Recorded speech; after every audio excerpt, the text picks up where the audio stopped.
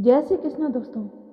श्री कृष्ण जन्माष्टमी पर कान्हा की पूजा करने के साथ साथ अंत में इस व्रत कथा का पाठ अवश्य करना चाहिए। पौराणिक कथाओं के अनुसार द्वापर युग में भोजवंशी राजा उग्रसेन का मथुरा में शासन था। वह बड़े ही दयालु थे और प्रजा भी उनका काफी सम्मान करती थी। लेकिन उनका पुत्र कंस बड़ा ही क्रूर और दुराचारी था और हमेशा अपनी प्रजा को किसी न किसी प्रकार से कष्ट देता था। जब उसके पिता को यह बात पता चली तो उनके पिता उग्रसेन ने उसे खूब समझाया, लेकिन कंस ने अपने पिता की बात नहीं मानने के बजाय उल्टा उन्हें गद्दी से उतार दिया और खुद ही मथुरा का राजा बन बैठा। कंस की एक बहन थी जिसे वह अपनी जान से भी ज्यादा प्यार करता था।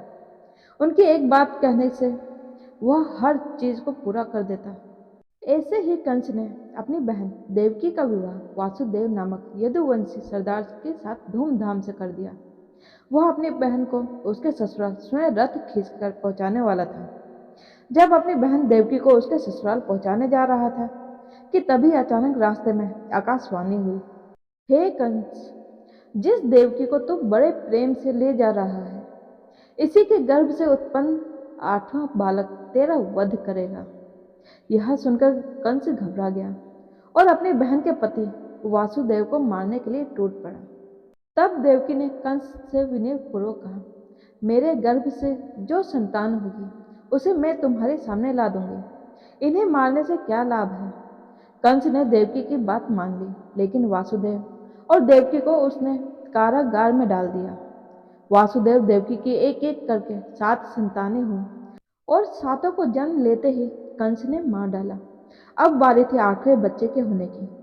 कंस ने इस दौरान कारागार में वासुदेव देवकी पर और भी कड़े पहरे बैठा दिए। वहीं दूसरी ओर देवकी के साथ नंद गांव में नंद की पत्नी यशोदा को भी बच्चा होने वाला था। उन्होंने वासुदेव देवकी के दुखी जीवन को देख 8वें बच्चे की रक्षा का उपाय रचा। जिस समय वासुदेव देवकी को पुत्र पैदा हुआ, उसी समय संयोग से यशोदा के गर्भ से एक कन्या का जन्म हुआ, जो और कुछ नहीं सिर्फ माया थी। जिस कोठरी में देवकी वासुदेव कैद थे, उसमें अचानक चतुर्भुज भगवान प्रकट हुए। दोनों भगवान के चरणों में गिर पड़े। भगवान ने देवकी वासुदेव से कहा, अब मैं पुनः नवजात शिशु का रूप धारण कर लेता हूँ।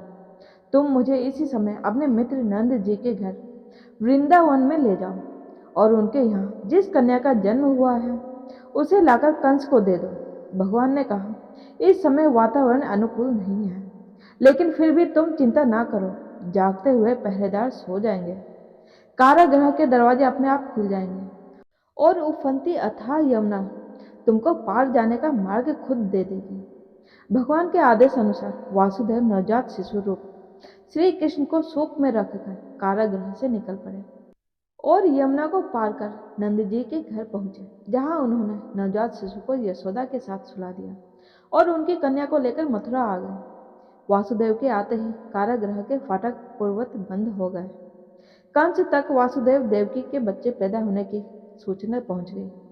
कंस ने बंदी गृह में जाकर देवकी के हाथ से नवजात कन्या को छीना और जैसे ही उसने उस बच्चे को पृथ्वी पर पटक देना चाहा, वैसे ही कन्या आकाश में उड़ गई और उसने कहा, अरे मूर्ख, मुझे मारने से क्या होगा। तुझे मारने वाला तो वृंदावन पहुंच चुका है और वह जल्द ही तुझे तेरे पापों का दंड देगा।